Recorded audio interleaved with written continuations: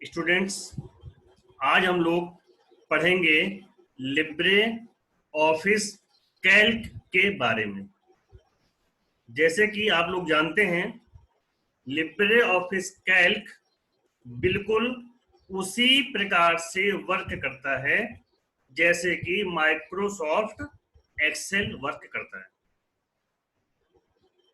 हमने देखा था राइटर में वर्किंग एरिया पेज होता है, यानी हम राइटर में जो वर्क करते हैं या जो डॉक्यूमेंट बनाते हैं वह होता है पेज में। लेकिन जैसा कि आप अपने सामने देख पा रहे हैं, ये वर्क सीट है। इसको हम शॉर्ट में सीट भी बोल सकते हैं। ये जो पूरा एरिया हमको दिख रहा है, इतना पूरा एरिया, ये है वर्क सीट। वर्क सीट में जो हमें ये कॉलम दिख रहा है, इसको हम बोलते हैं कॉलम। ये है कॉलम, ये सभी कॉलम है। ये कॉलम है, ये भी कॉलम है। और जो ये एरिया हमको दिख रहे हैं ऐसे, इनको हम बोलते हैं रो। एक बार ध्यान से फिर देखिए, ये कॉलम है और ये रो है।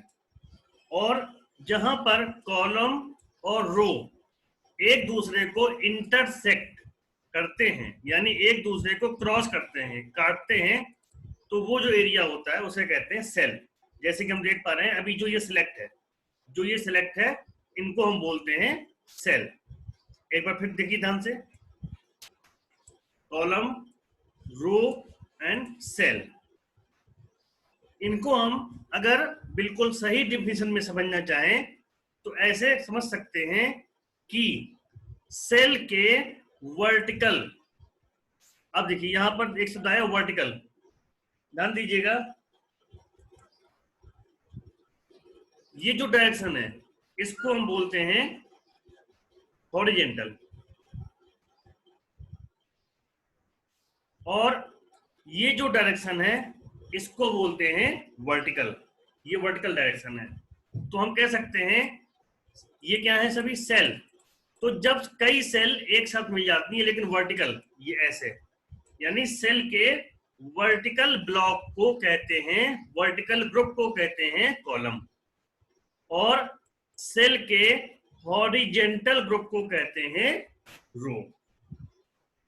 फिर ध्यान दीजिएगा, सेल के वर्टिकल ग्रुप को कहते हैं कॉलम, और सेल के हॉरिजेंटल ग्रुप को कहते हैं रो, और ये सभी हैं सेल। जैसे कि हम देख पा रहे हैं स्क्रीन पर, हर कॉलम का यहां पर एक नाम दिया हुआ है। जैसे ये कॉलम ए है, ये कॉलम बी है, ये कॉलम सी है, ये कॉलम डी है, ये कॉलम ई है। ऐसे हम आगे जाएंगे, ये देखिए एक्स वाई जेड, लेकिन जेड के बाद अभी ये फिनिश नहीं हुए हैं, फिर से शुरू हो गए, डबल ए बी ए सी। ये देखिए जाते जा रहे हैं,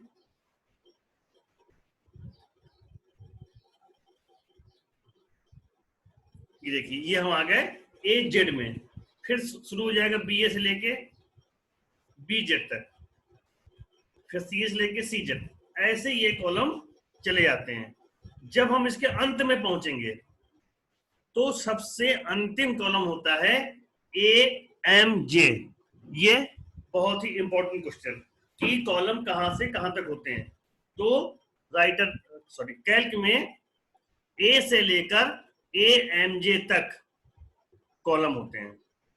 अगर इनको हम काउंट करें कि ये कितने होते हैं, काउंट मतलब जैसे हम गिने 1 2 3 4 5 6 ऐसे गिने, तो जब हम अंत में पहुंचेंगे तो ये कुल कॉलम होते हैं 1024। जी हाँ, आपने बिल्कुल सही सुना, 1024 कॉलम होते हैं एक सीट में। इसको भी नोट कर लीजिएगा, 1024 1024 कॉलम होते हैं।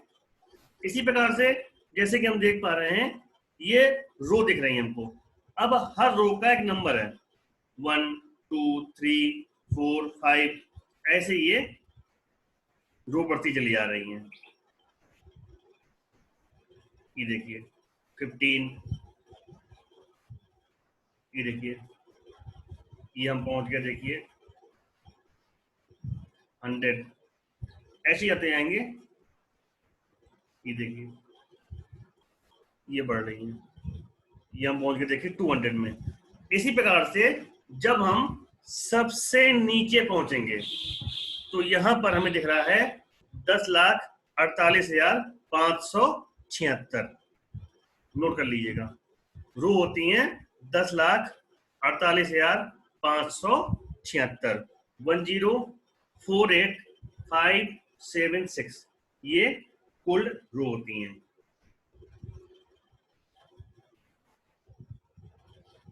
तो समझा आपने, कुल कॉलम होते हैं ए से लेके ए एम जे तक, संख्या होती है 1024, और कुल रो होती हैं 10,48,576। इस प्रकार से ये कॉलम और रो होते हैं। तो हमने देखा जिस प्रकार से हर कॉलम का एक नाम है और हर रो का एक नंबर है, उसी प्रकार से हर सेल का एक एड्रेस या एक नाम भी होता है। जैसे अगर हम देखें तो जो ये सेल है, ध्यान दीजिएगा, जो ये सेल दिख रही है आपको, ये जिस सेल के चारों ओर ऐसे होता है उसको बोलते हैं एक्टिव सेल। ध्यान दीजिएगा, इन्हें बोलते हैं एक्टिव सेल। जैसे अभी ये एक्टिव सेल है, अब ये एक्टिव सेल है। अब हम देखें तो ये जो सेल है हम देख पा रहे हैं ये किस कॉलम में है, बी कॉलम में है। बिल्कुल सही देखा आपने, बी कॉलम में। और किस रो में है तो हम देख पाएंगे ये 2 रो में, देखिए ये 2 रो में है और बी कॉलम में है। तो इसका जो सेल एड्रेस होगा B2। इसी प्रकार से अब जैसे ये एक्टिव सेल है, अब हम देख पा रहे हैं ये C कॉलम में है और 3 रो में है, तो इसका एड्रेस होगा C3। अब जैसे ये सेल है, इसका एड्रेस होगा A5। हम इसको आसानी से ऐसे भी समझ सकते हैं कि जो ये ABCD लिखे हुए हैं ये मोहल्ले हैं, और ये जो 1 2 3 4 हैं ये है गली नंबर, और ये सभी है हमारा घर। अब मान लीजिए ये घर है, ये घर है शिवम भैया का। अब शिवम भैया के घर जाना होगा तो हम उससे पूछेंगे भैया कहाँ आएंगे, कहाँ है घर हमारा, तो बता सकता है कि हमारा घर भैया बी मोहल्ले में है और चौथी गली में है। बी मोहल्ले में और चौथी गली में, तो कौन सा होगा, इस पते से हम इस घर में पहुंच सकते हैं। तो इस प्रकार से ऐसे समझ सकते हैं। तो इसको हम बोलते हैं सेल एड्रेस। अब जरा ध्यान से देखिएगा, अभी ये एक्टिव सेल है, ये जो एक्टिव सेल है इसको पहचानिए कि इसका सेल एड्रेस क्या होगा, और इसका जो सेल एड्रेस होगा इसे आप लोग चैट में भेजिए। जब चैट में भेजिएगा तो जहां लिखा है एवरीवन उसको क्लिक करके मेरा नाम कर लीजिए सिलेक्ट, तो मेरे पास आ जाएगा। इसका आंसर सब लोग भेजिए इस प्रकार से चैट में।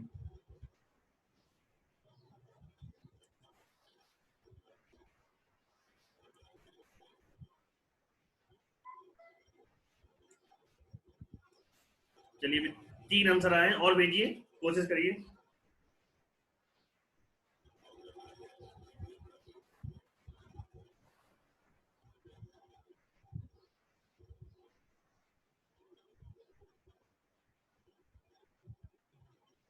चलिए 4 आंसर आ चुके हैं।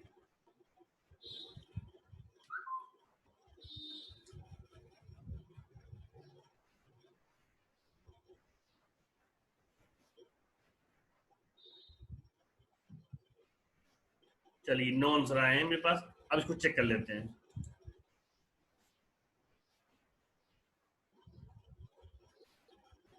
चलिए संजय ने दिया D2, नरेश ने D2 दिया है, अंकित ने दिया D2, सुधा ने दिया D2, अशोक ने दिया D2, अंशिका ने दिया D2।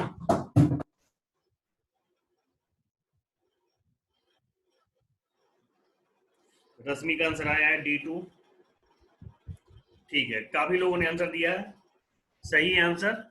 इसमें एक ही आंसर थोड़ा गलत है, महक। महक आपने कोशिश अच्छी की है, लेकिन इसको हम 2D नहीं बोलेंगे, ध्यान दीजिएगा, 2D नहीं बोलेंगे, इसको D2 बोलेंगे। इसको आप लोग एक बार ध्यान से समझ लीजिए। जैसे मान लीजिए ये है, तो ये बी कॉलम में है और 4 रो में है। क्योंकि आप ये पहली बार पढ़ रही है इसलिए आप सही नहीं हो पाया, लेकिन कोशिश अच्छी की आपने।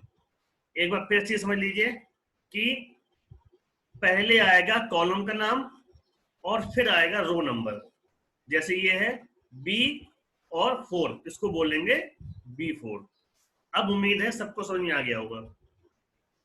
तो एक बार मैं फिर से रिपीट कर रहा हूं, फिर एक क्वेश्चन पूछूंगा, उस क्वेश्चन को ध्यान से बताइएगा।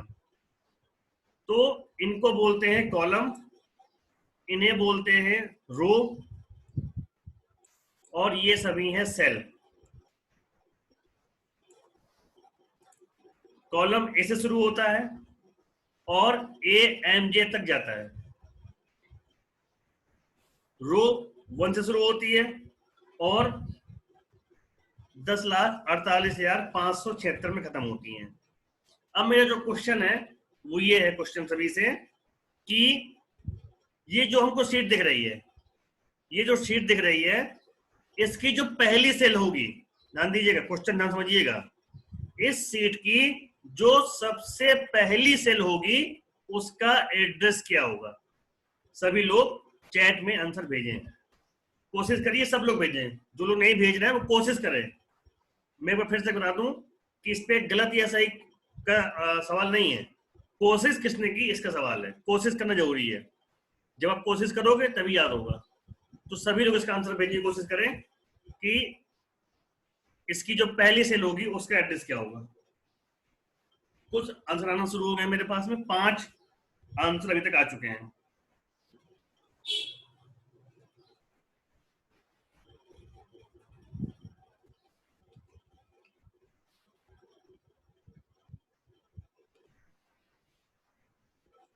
चलिए 6 आंसर आ चुके हैं, क्लास में 15 लोग हैं, 7 आंसर आ चुके हैं, 8 आंसर। सभी लोग कोशिश करिए, जितने भी स्टूडेंट हैं सब लोग कोशिश करें।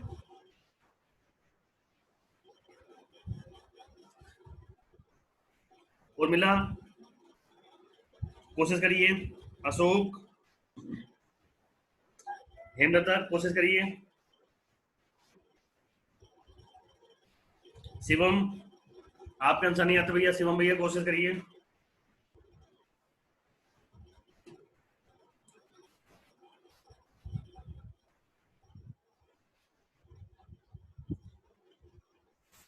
चलिए अब हम सब चेक कर लेते हैं, 11 आंसर आए हैं।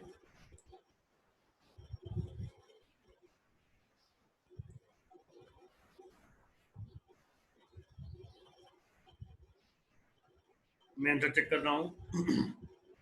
चलिए अंशिका, अशोक, प्रतीक्षा, अंकित, वीर बहादुर, सुधा, नरेश, संजय, इन सब ने आंसर दिया है A1।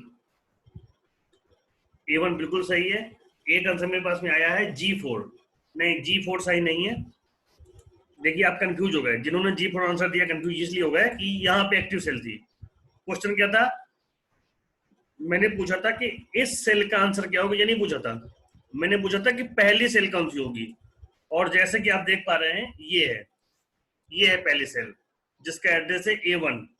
पहली सेल का मतलब पहला कॉलम और पहली रो में जो सेल होगी वो।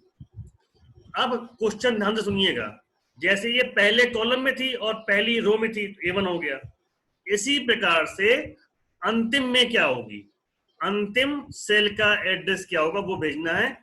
ध्यान दीजिएगा, जब आप लोग चैट में भेजते हैं ना, तो पहले चैट में क्लिक करिएगा और जहां लिखा है एवरीवन उस पर क्लिक करके मेरा नाम कर लीजिए सिलेक्ट, तो आंसर केवल मेरे पास पहुंचेगा। तो अंतिम सेल का एड्रेस बताना है आपको कि अंतिम सेल कौन सी होगी।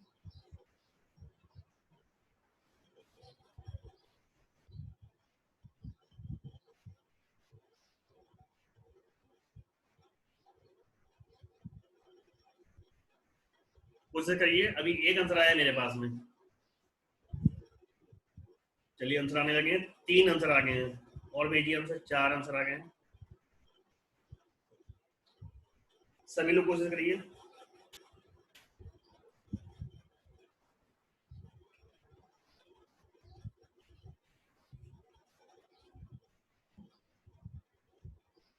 चलिए 7 आंसर आए हैं,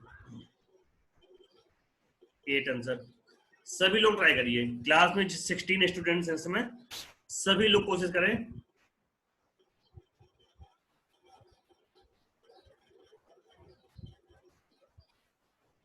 चलिए अब हम आंसर देख लेते हैं। 9 आंसर आ चुके हैं,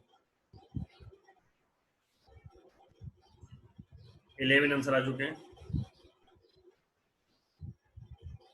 चलिए अब हम आंसर देख लेते हैं किसने किसने सही दिया।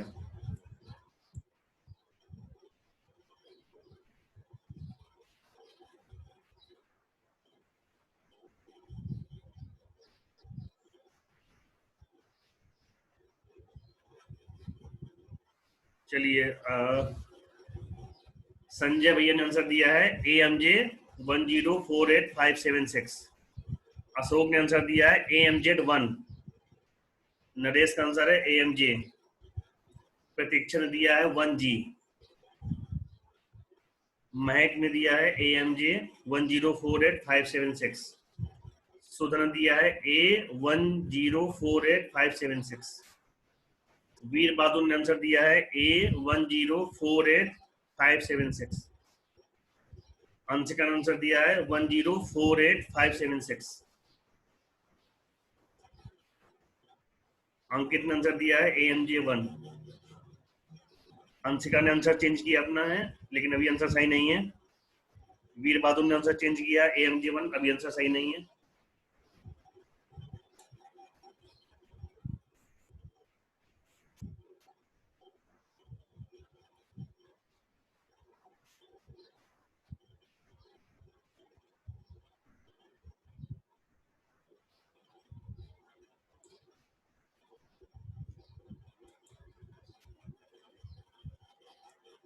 चलिए और आंसर आ रहे हैं। चलिए बहुत अच्छी कोशिश है आप लोगों की, अच्छी कोशिश की आपने। अब मैं इसका सही आंसर स्क्रीन पे ला रहा हूं आपकी। इसका जो सही आंसर होगा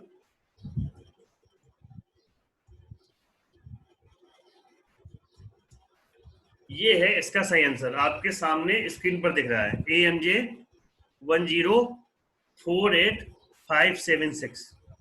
ये इसका सही आंसर है कि इसकी सीट की अंतिम सेल का एड्रेस क्या होगा।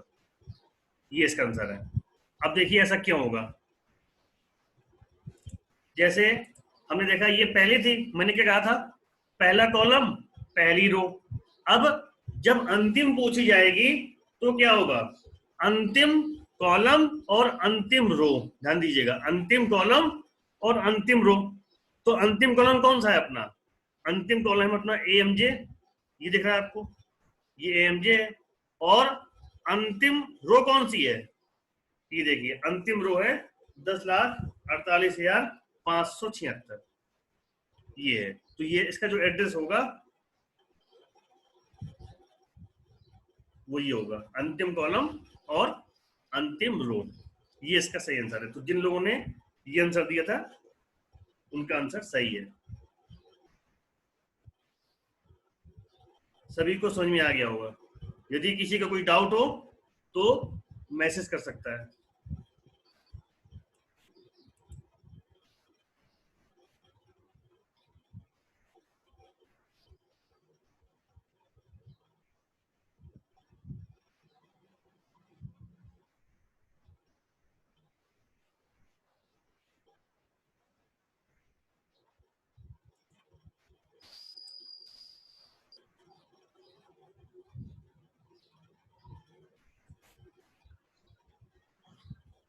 वीर बहादुर मैंने आपको अनम्यूट कर दिया है, अब आप पूछिए आपको क्या डाउट है। सर जस्ट सर ये अंतिम सेल जो है आपने बताया कि अंतिम सेल है AMJ 1048576। बट सर इसका सर जो आपने अभी सर बताया कि हर एक का एड्रेस बार होता है सर, तो इस सेल का एड्रेस कहाँ पे है? एड्रेस कहाँ पे, ठीक है। देखिए क्या होता है कि जो सेल सेलेक्ट होती है, जो सेल सेलेक्ट होती है उसका एड्रेस यहाँ दिखता है, ये जहां मेरा माउस है, ठीक है। जो सेल सेलेक्ट होगी, जैसे मान लीजिए ये सेल सेलेक्ट है तो क्या दिख रहा है A1, ये सेल सिलेक्ट है, A1 दिख रहा है। तो क्या दिख रहा है, अब दिख रहा होगा C4, जी सर। है ना, जो सिलेक्ट होगी। तो मैंने ये नहीं पूछा था कि कौन सी सिलेक्ट है, उसका बताना है। जिस प्रकार से ये पहली थी, ध्यान देना, जिस प्रकार से ये पहली थी, तो पहली कहां होगी, पहला कॉलम और पहली रो सबसे ऊपर। इससे तो सहमत है सब लोग, वीर बहादुर? जी जी सर। भाई जो पहली है, पहली कहां होगी, पहले कॉलम की और पहली रो की सबसे ऊपर, वही तो होगी। जी सर। ठीक, इसी प्रकार से अंतिम कौन सी होगी, अंतिम होगी, लेकिन सर ये वाली हाँ, सर सेल ही ना बनेगी सर। हम्म, सेल तो सर बनेगी ही नहीं सर ये इसकी सेल सर। बनेगी ना, क्यों नहीं बनेगी, देखिए। अब हम ये कहां पे आ गए, ये हम आ गए अंतिम कॉलम में।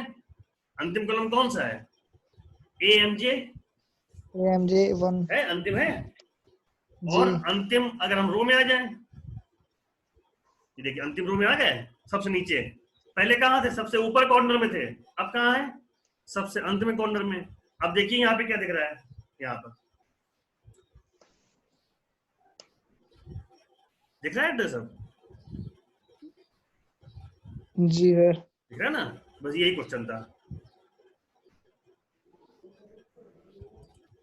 तो जिस प्रकार से ये सबसे पहले थी, उस प्रकार से वो सबसे अंतिम है। उसका एड्रेस दिख नहीं रहा था, वो कब दिखाई देगा, जब वो सेल सिलेक्ट होगी, इस प्रकार से जब वो सिलेक्ट होगी तब दिखाई देगा।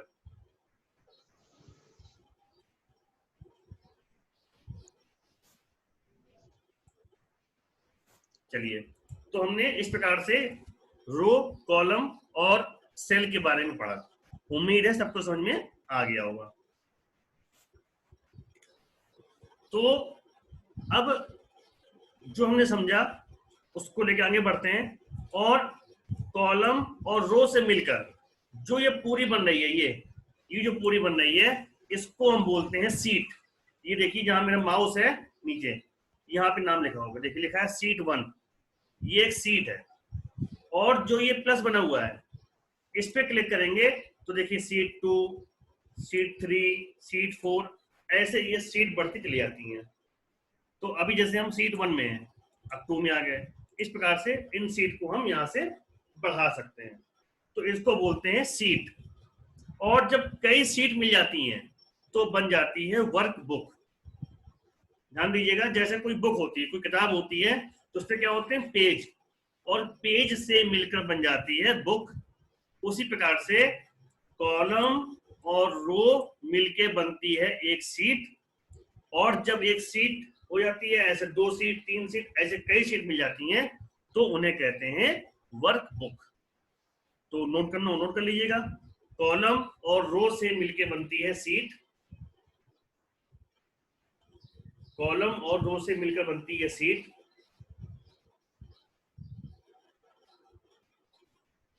और कई सीट को मिलाकर बनती है वर्क बुक।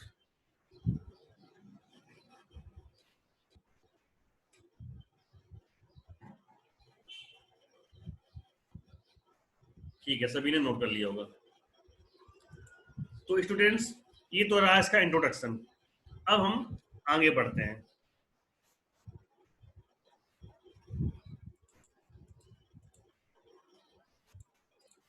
अब ये जो कैल्क सॉफ्टवेयर है, इस पे कुछ फार्मूला होते हैं। उन फार्मूलों का यूज हम मैथमेटिकल वर्क यानी गणना करने के काम में करते हैं। तो अब हम लोग पढ़ेंगे एक्सेल के, सॉरी कैल्क के फार्मूले।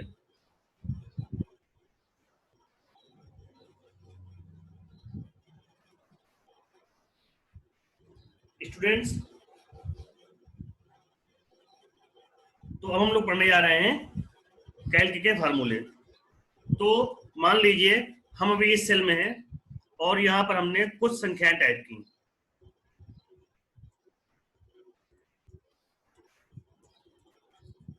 ये हमने यहां पर कुछ संख्याएं टाइप की हैं।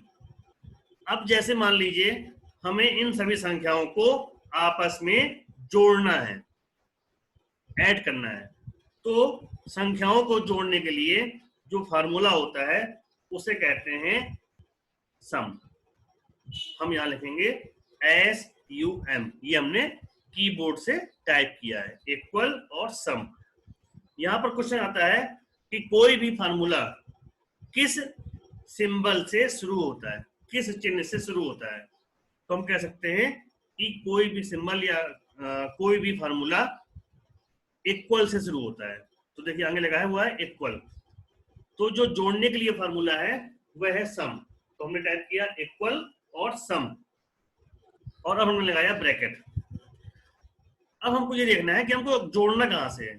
तो देखिए हमें जोड़ना है 15 से, और 15 अभी किस सेल में है, ध्यान से देखिए 15 किस सेल में है। जी हाँ, बिल्कुल सही समझा।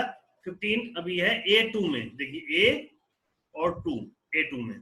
तो यहां हमने टाइप कर दिया A2, यानी हमको जहां से शुरू करना है। अब हम लगाएंगे कीबोर्ड से एक सिंबल होता है, इसको कहते हैं कोलन, इसको कहते हैं कोलन।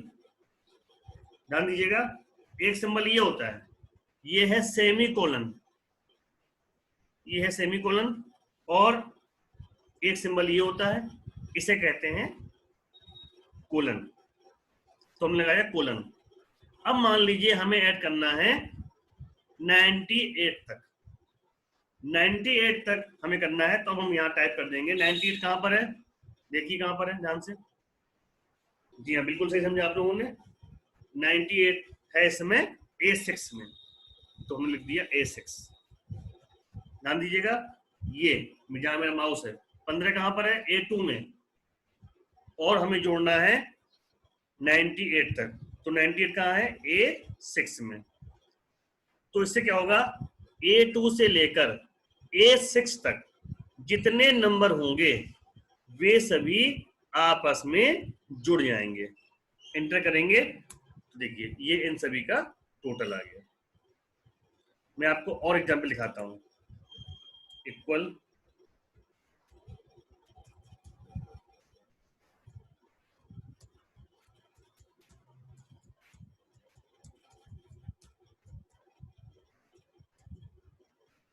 मान लीजिए ये कुछ संख्याएं लिखी हुई हैं, इनको जोड़ना चाहते हैं, तो हम करेंगे इक्वल सम ब्रैकेट। अब देखिए 57 से ऐड करना है, तो 57 कहाँ है, ये है B1 में, तो हमने यहां से किया B1, फिर लगाया हमने कोलन। कोलन लगाने के बाद अब हमें जोड़ना है 98 तक। तो 98 कहाँ है, देखिए ये है B7 में, हमने कर दिया B7 और कर दिया ब्रैकेट क्लोज। तो इससे B1 से लेकर B7 तक जितनी संख्याएं होंगी वे सभी आपस में जुड़कर आ जाएंगी।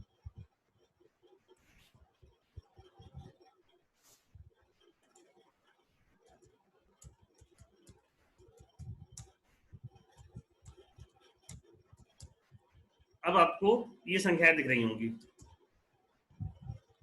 अब आपको इसका आंसर भेजना है कि इसके लिए हमको कौन सा लिखना पड़ेगा फार्मूला। हमें इन संख्याओं को जोड़ना है, तो हम क्या टाइप करें, इसको आप लोग चैट में टाइप करके सेंड करिए। इन संख्याओं को जोड़ने के लिए कौन सा फार्मूला होगा वो टाइप करके आप चैट में सेंड करिए।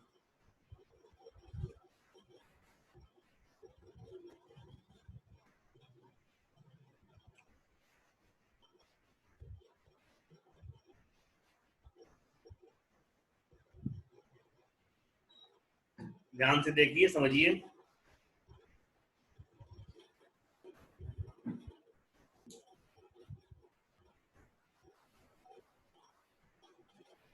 जब तक आंसर आ रहे हैं मैं आप सभी को इन्फॉर्म कर दूं कि जब ये क्लास क्लोज हो जाए तो सभी लोग दोबारा लॉग इन कर लीजिएगा। अभी क्लास में 15-16 स्टूडेंट्स हैं, सभी लोग दोबारा फिर से ज्वाइन कर लें। कोई ऐसा ना करे कि ना आए, सभी लोग दोबारा ज्वाइन कर लें। चलिए इसका आंसर चेक कर लेते हैं, 2 लोगों के आंसर आए हैं।